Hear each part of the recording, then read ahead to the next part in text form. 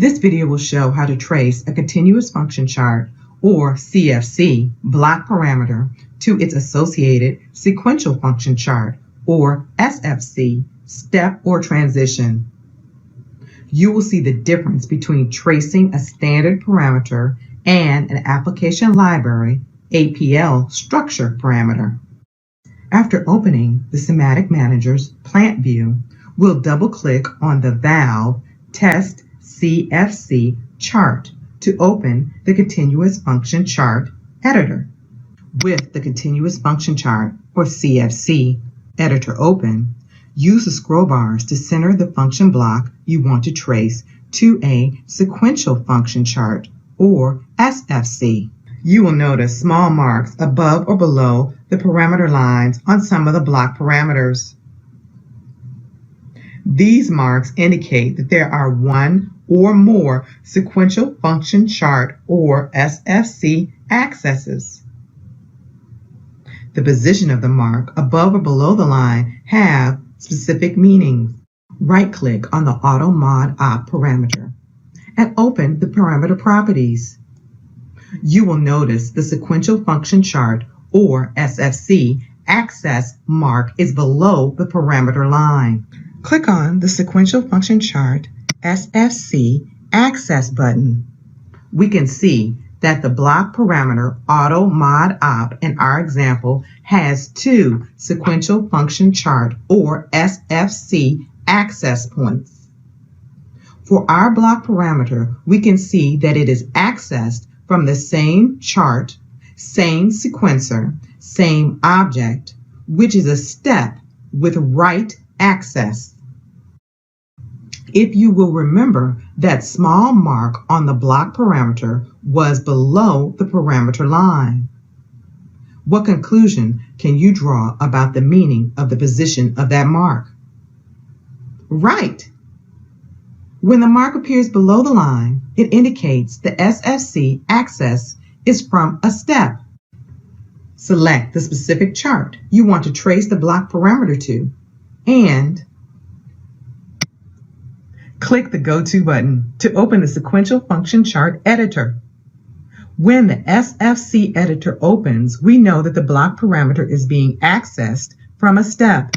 Once opened in the editor, we can see the step has been selected. This is the step that is accessing the block parameter we are tracing. As the Step Properties window opens, the blue highlighted tabs indicate there is a configuration written in those tabs. We'll examine the Processing tab first to check if our block parameters is being accessed here. We can see a true value is being written to the parameter Auto Mod Op from the Processing tab. Remembering that the parameter was accessed from two places in the same step, we can now select the Termination tab, where we can see that a false value is being written to the Auto Mod Op parameter. Now we'll close the Sequential Function Chart, or SFC, and go back and investigate the differences when tracing an APL structure parameter. Close the Sequential Function Chart. Close the Sequential Function Chart Access window. Click the OK button to close the parameter properties. Now we'll trace an APL structure parameter.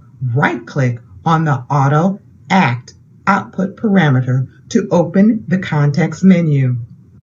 Notice the Sequential Function Chart, or SFC, access mark is above the parameter line. What conclusion can you draw about how the Sequential Function Chart object type is making this access? If you set a transition, you are correct. Open the object properties of the selected parameter. When tracing an APL parameter, you have to first select which part of the structure you will trace. In the Structure Element window, select the value element and click the Properties button. Once the Input and Output Properties windows opens, the method of tracing to the Sequential Function Chart, or SFC, is the same as the previous example.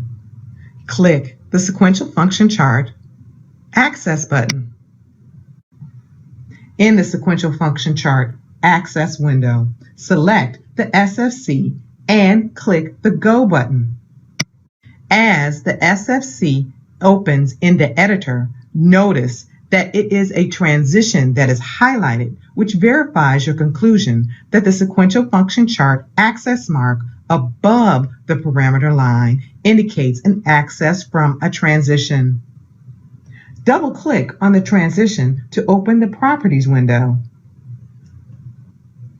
Select the Condition tab. In this transition, the value of the parameter AutoAct value is being tested, whether it is true or not. Now, we'll close out the sequential function chart. Close all open windows until you're back to the continuous function chart, or CFC.